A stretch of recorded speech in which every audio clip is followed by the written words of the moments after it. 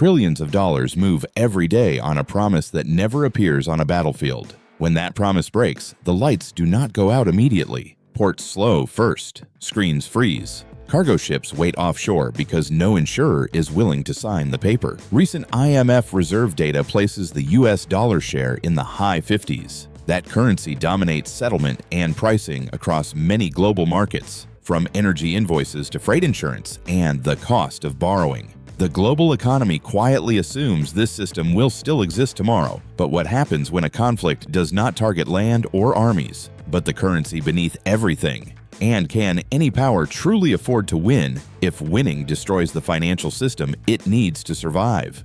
To answer that question, the story must move away from flags and front lines and into the systems that decide whether modern life continues or quietly stops. The modern world rarely collapses in flames. It hesitates first. A port can look busy and still be dead. Containers remain stacked. Cranes stand idle. Trucks wait with engines running, not because anything is broken, but because money has stopped moving behind the scenes. Nothing is burning. Nothing is exploding. Yet nothing is happening. This is how power works in the 21st century. Not primarily through visible force, but through systems that decide whether activity continues or quietly stops. At the center of those systems sits money, and more precisely, trust in how money moves across borders. For decades, the global economy has relied on a shared financial language. Companies in different countries sign contracts priced in a currency issued by a government they do not vote for. Cargo ships cross oceans insured by firms thousands of miles away.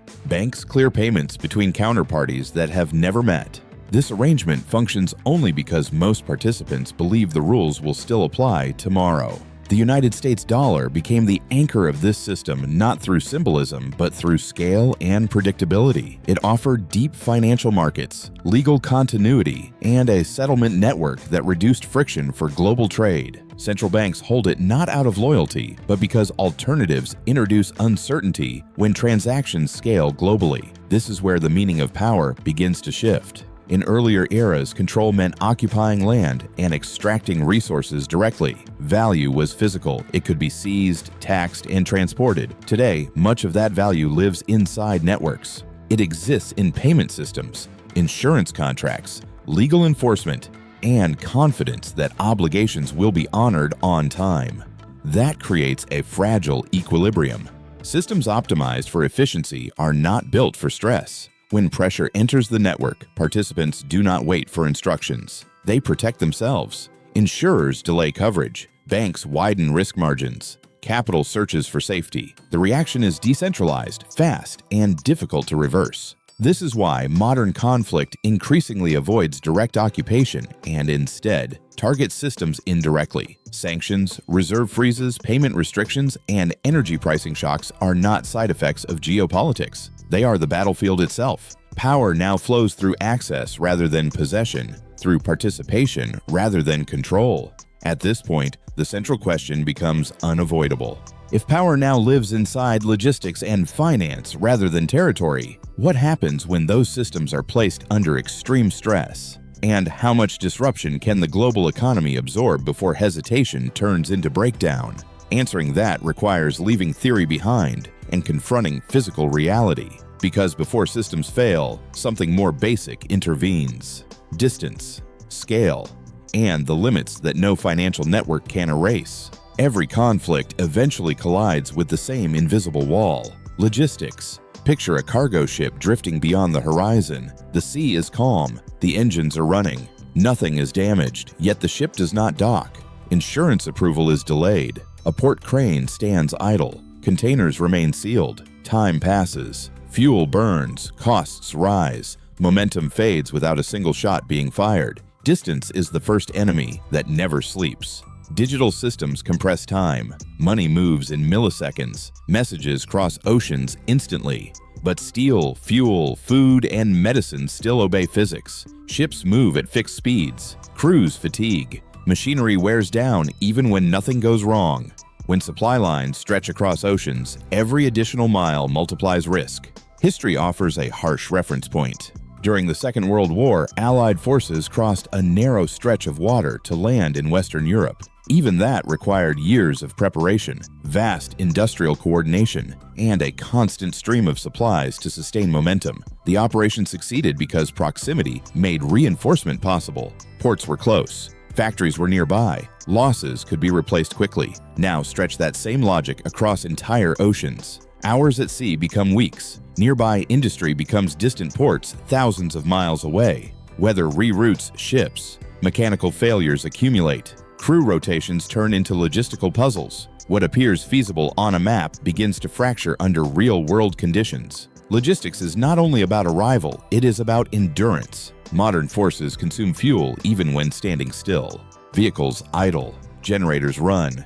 Medical units require refrigeration. Food must be rotated. Spare parts must arrive on schedule. Consumption never pauses. It accelerates as operations expand.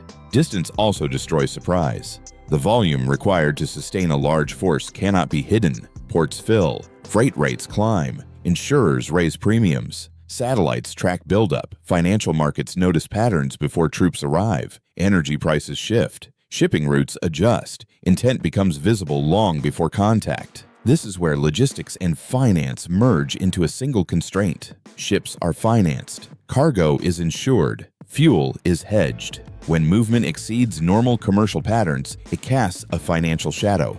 Banks tighten credit. Insurers hesitate. What begins as a logistical buildup becomes economic pressure.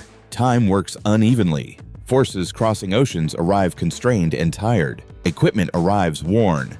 Meanwhile, defenders operate close to repair facilities, fuel depots, and familiar infrastructure. The imbalance widens with every passing day. At what point does distance stop being a challenge and start becoming a weapon against the force trying to project power? And how long can momentum survive when every mile forward makes resupply slower and more fragile? Distance is the first constraint that cannot be negotiated away. But even if it is overcome, the physical world imposes another rule the moment forces touch land: geography. Reaching land does not end the problem, it concentrates it. A convoy rolls off the port at dawn. Engines hum. Maps look clean. Then the road narrows. A bridge appears, traffic compresses. One stalled vehicle forces everything behind it to stop. Fuel burns while nothing moves. Control has been achieved at the shoreline, but momentum is already leaking away inland. Large territories do not offer freedom of movement. They funnel it. Mountains compress forces into passes. Rivers push traffic toward bridges. Urban areas squeeze supply lines into predictable corridors of concrete and steel. Every route capable of carrying heavy equipment is also a route that can be delayed, disrupted, or denied. Modern infrastructure intensifies this vulnerability. Highways, tunnels, rail hubs, ports, and power substations were designed for efficiency, not for coercion. They function smoothly only when everyone agrees not to interfere. Once that assumption disappears, their greatest strengths become their weakest points. A single bridge can move thousands of vehicles per day. It can also stop them all at once. A tunnel can carry freight through mountains in minutes or trap it for weeks if access is lost. Rail systems depend on switching yards and control centers that cannot be bypassed without unraveling coordination across entire regions. Terrain does not need to defeat an advancing force. It only needs to slow it. Delay multiplies consumption. Vehicles idle. Fuel reserves shrink. Maintenance cycles shorten. Spare parts accumulate in the wrong places. Each hour lost at a choke point drains resources that cannot be replaced quickly when supply lines stretch back across oceans. Climate sharpens the effect. Snow closes passes. Heat strains engines. Floods wash out roads. Landslides erase routes overnight. These are not rare disruptions. They are predictable patterns that defenders understand and outsiders underestimate. As control expands, the list of assets that must be protected grows faster than the force itself. Bridges, substations, rail junctions, fuel depots. Each requires guards, patrols, and rapid response. Every kilometer forward adds vulnerability behind. Defenders benefit from familiarity. Roads that appear efficient on a map hide blind curves, seasonal hazards, and maintenance weaknesses.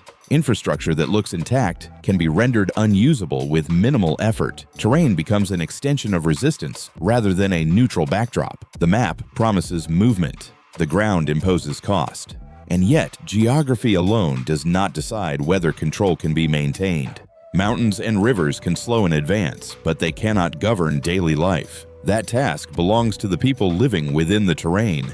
Terrain can slow movement. Logistics can stretch endurance. Control fails for a different reason. People. Picture a small town at dusk. Streets are quiet. Shops are closed. A checkpoint stands at the edge of the road. Nothing looks hostile. Yet every resident knows the shortcuts, the routines, and the rhythms of the place better than the force trying to police it. Control does not begin with resistance. It begins with familiarity. Occupation is not a battle. It is a routine that never ends. Every intersection must be guarded. Utilities must be protected. Roads must stay open. Incidents must be answered at all hours. Each requirement consumes manpower. As territory expands, these demands multiply. Control does not scale linearly, it accelerates. Military history reduces this reality to a blunt rule of thumb often cited in counterinsurgency literature. Roughly 20 security personnel are required for every 1,000 civilians in a hostile environment. Below that threshold, response times lengthen, intelligence dries up, small disruptions turn into persistent pressure, authority begins to fray. Applied to a large modern society, the arithmetic becomes unforgiving. Populations measured in the hundreds of millions imply occupation forces counted in the millions. No contemporary power maintains that level of deployable manpower, especially while also securing ports, supply routes, and infrastructure nodes spread across vast distances. Density deepens the dilemma. Cities concentrate people, but they also concentrate complexity. Public transport, hospitals, communications and power must function continuously. A single failure ripples outward. Policing becomes constant. Friction accumulates faster than order can be imposed. Rural areas pose the opposite challenge. Distances widen, roads thin, response times stretch. Forces disperse into small units vulnerable to isolation. What appears empty on a map becomes a web of local knowledge for those who live there and uncertainty for those who do not. Modern societies also carry experience. Decades of global conflict have produced large populations familiar with logistics, communications, and basic tactical coordination. Skills once confined to professional forces now exist across civilian life. Technology amplifies this effect. Communication tools are cheap. Coordination does not require centralized command. Resistance under these conditions becomes ambient. It does not announce itself. It adapts. Pressure appears through small actions that accumulate over time.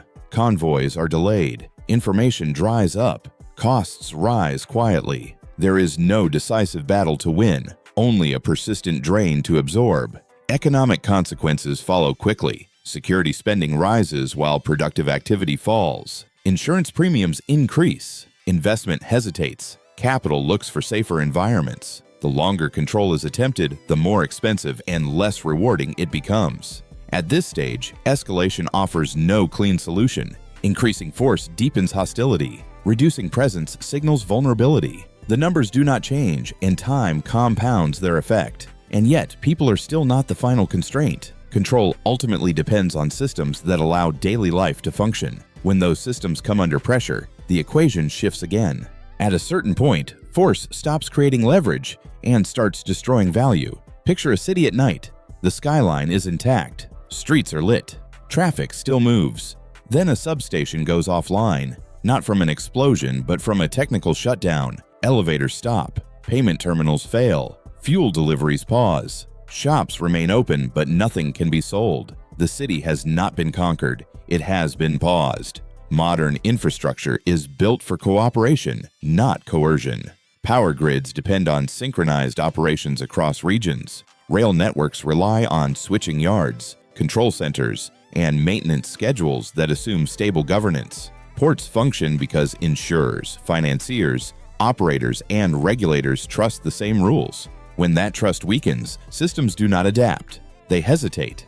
Then they fragment. Energy exposes this fragility first. Electricity cannot be stockpiled at scale. Fuel must flow continuously from production to refining to distribution. Pipelines, refineries, and substations are few compared to the territory they serve. Each becomes a critical node. Securing all of them requires manpower that no occupying force can spare. Losing even a small number disrupts entire regions. Infrastructure damage compounds economically. When power fails, manufacturing halts. When transport slows, food spoils. When ports clog, exports vanish and imports grow scarce. Prices rise. Inventories shrink. These effects travel far beyond the immediate area as supply chains reroute and markets react.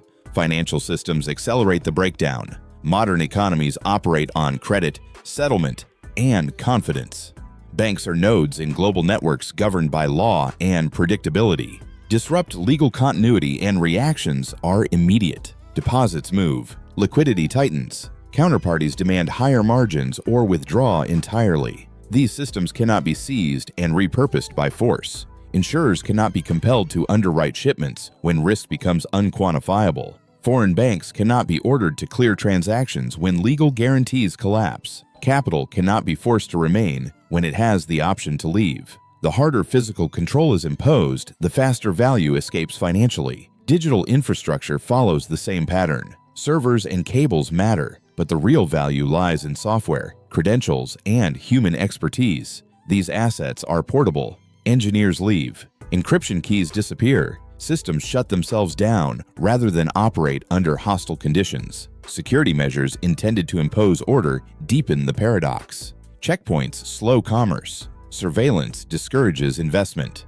Restrictions disrupt labor and supply. Each layer of control raises costs and reduces output. What was once an asset becomes a liability to defend. This is the moment occupation turns into a negative-sum game. Costs rise continuously while returns shrink. Infrastructure must be protected rather than used. The longer control is maintained, the less remains to extract. At this stage, the question shifts again. If territory cannot be exploited without destroying its value, where does power actually reside in a world built on interdependence? History shows that military success does not automatically translate into lasting power. Empires have crossed seas, seized capitals, and imposed authority only to discover that scale and complexity dissolved their gains. What distinguishes the modern era is not ambition, but interdependence. Disruption no longer stays local. It spreads. The Second World War remains the reference point for large-scale projection of power.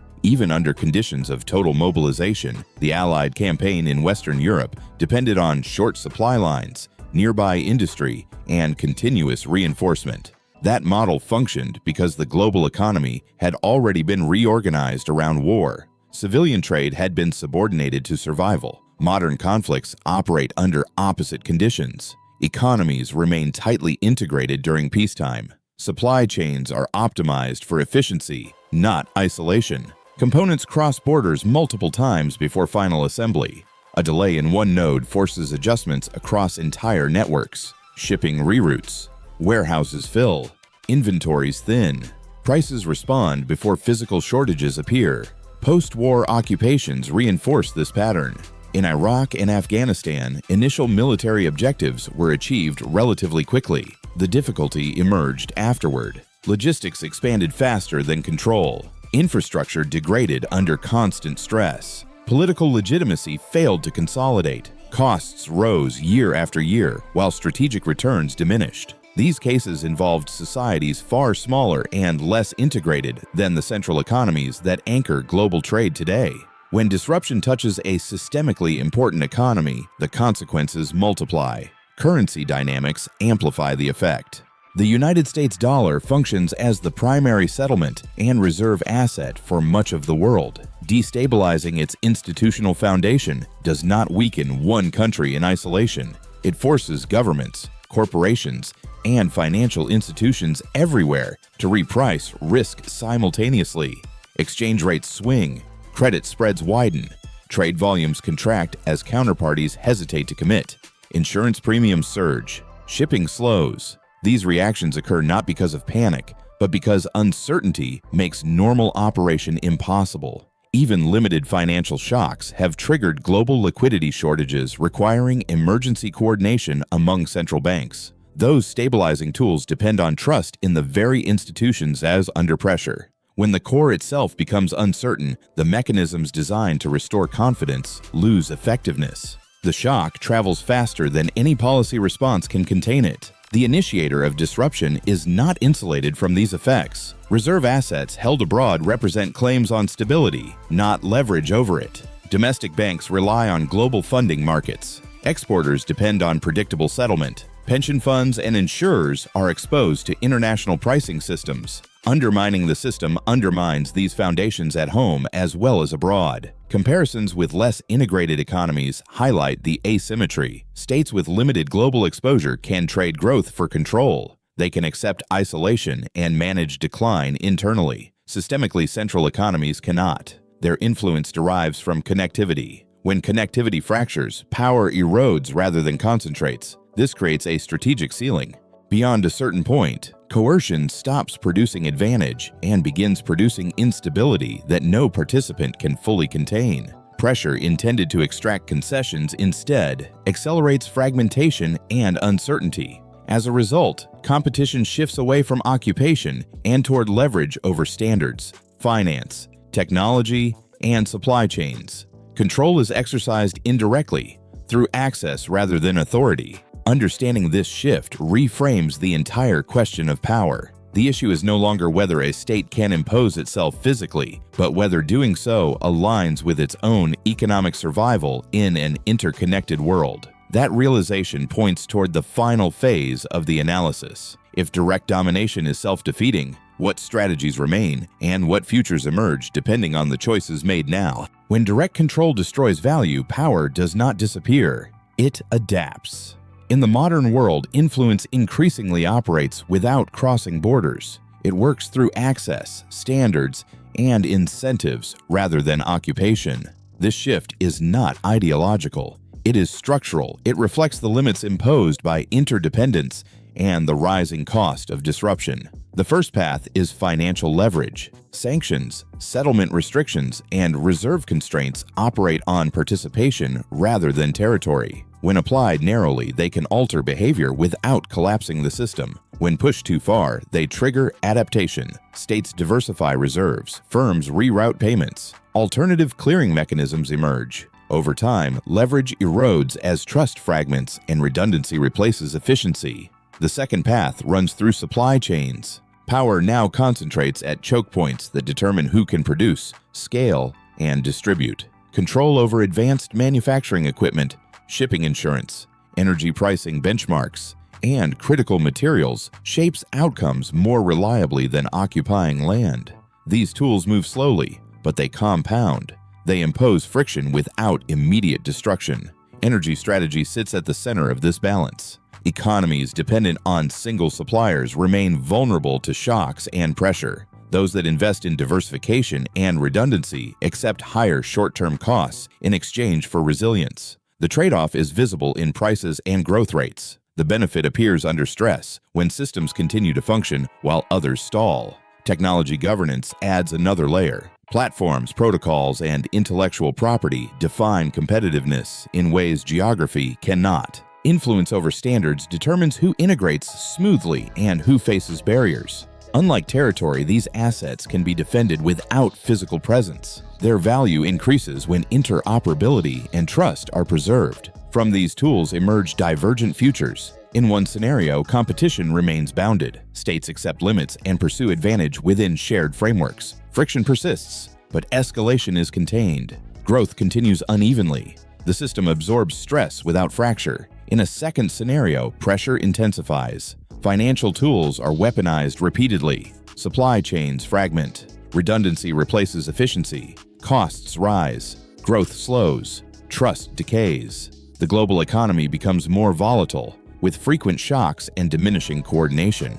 The most unstable outcome lies between these extremes. Partial fragmentation combined with high interdependence produces constant strain without resolution. Crisis management becomes permanent. Small disruptions trigger outsized reactions. Strategic miscalculation becomes more likely as feedback loops grow opaque. These futures are shaped less by ideology than by incentives. States respond to risk by adjusting behavior. Firms seek predictability. Capital avoids uncertainty. The same logic that constrains governments applies across the system. This brings the analysis back to its central insight. In a world bound together by finance and logistics, strength is no longer measured by what can be taken. It is measured by what can be sustained without breaking the system that gives it value. The final question is not how much power can be projected, but how much stability can be preserved while competition continues. The modern world no longer rewards power that conquers and occupies. It rewards power that understands limits and survives within them. Geography, logistics, population, infrastructure, and finance are no longer separate domains. They form a single system. Stress one part too hard and pressure spreads everywhere. The lesson is not that conflict has disappeared, it is that its cost has changed. In an interconnected global economy, disruption travels faster than control. What looks like strength on a map can quickly become weakness in markets, supply chains, and institutions. Victory measured in territory can turn into loss, measured in stability. This reality forces a redefinition of security. It is no longer about how much ground can be taken, but about how much shock can be absorbed without cascading failure. The most resilient systems are not the most aggressive ones. They are the ones designed to bend without breaking, to compete without destroying the foundations they depend on.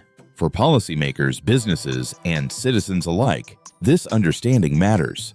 Decisions made in the name of power shape prices, jobs, savings, and daily life far beyond any battlefield. Ignoring the system does not make its consequences disappear, it magnifies them. If this analysis changed how you think about strength and survival in the modern world, share it with others who want to look beyond headlines and slogans. Subscribe for more deep dives into money, logistics, and geopolitics, and join the discussion about what real resilience means in a connected age. Because in the end, the strongest position is not the one that conquers the most, but the one that breaks the least.